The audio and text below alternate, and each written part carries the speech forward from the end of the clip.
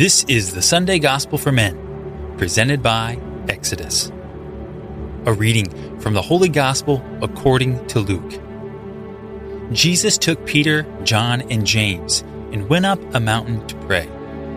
While he was praying, his face changed in appearance and his clothing became dazzling white.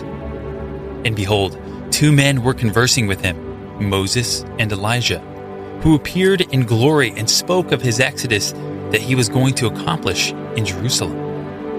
Peter and his companions had been overcome by sleep, but becoming fully awake, they saw his glory and the two men standing with him. As they were about to part from him, Peter said to Jesus, "Master, it is good that we are here.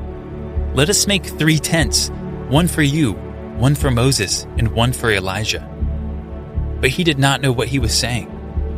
While he was still speaking, a cloud came and cast a shadow over them, and they became frightened when they entered the cloud.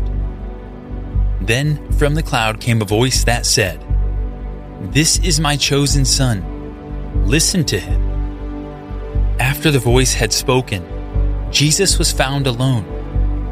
They fell silent and did not at that time tell anyone what they had seen. The Gospel of the Lord. In today's Gospel reflection, we're going to talk about the chosen son. Jesus went up a mountain to pray, and he brought Peter, James, and John with him. These 3 men were among Jesus' closest and most trustworthy friends.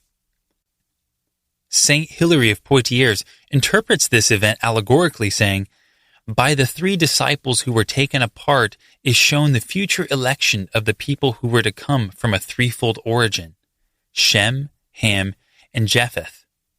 Thus, just as the world would be reborn through Noah's offspring, the church would be born through Jesus' apostles." Ultimately, Peter, James, and John were given the tremendous gift of witnessing Jesus' glory to strengthen their faith for their impending trials. Jesus revealed his glory when his face changed in appearance and his clothing became dazzling white. It must have been both dazzling and blinding to look at. Similarly, in Exodus, the glory of the Lord was seen as a consuming fire on the top of Mount Sinai. Both on Mount Sinai and on Mount Tabor, the glory of God is seen as a blinding light. St. Luke asserts that the disciples overhear Moses and Elijah speaking to Jesus about his exodus that he was going to accomplish in Jerusalem. This account is slightly different from the other gospel accounts, since they do not include the details of what they spoke about. St. Luke is going a step further than the other evangelists in directly connecting Moses and Jesus by identifying Christ as the prophet like Moses. The 3 persons of the Blessed Trinity are revealed during the Transfiguration. The Father speaks aloud, and the cloud of the Spirit overshadows them.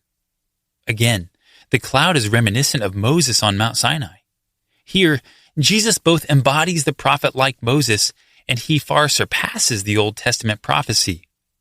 For example, in the book of Deuteronomy, God tells Moses, "I will raise up for them a prophet like you from among their kindred, and will put my words into the mouth of the prophet.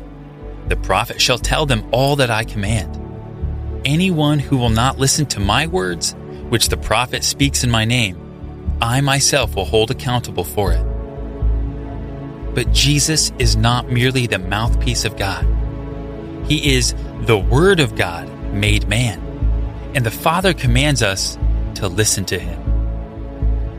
When the Father revealed himself on the mountain, the disciples fell silent. So in your prayer today, silently reflect on Jesus' identity and the goodness of the Most Holy Trinity in your life. This has been the Sunday Gospel for Men, presented by Exodus. Join men from around the world for an ancient spiritual exercise called St. Michael's Lent, beginning on August 15th.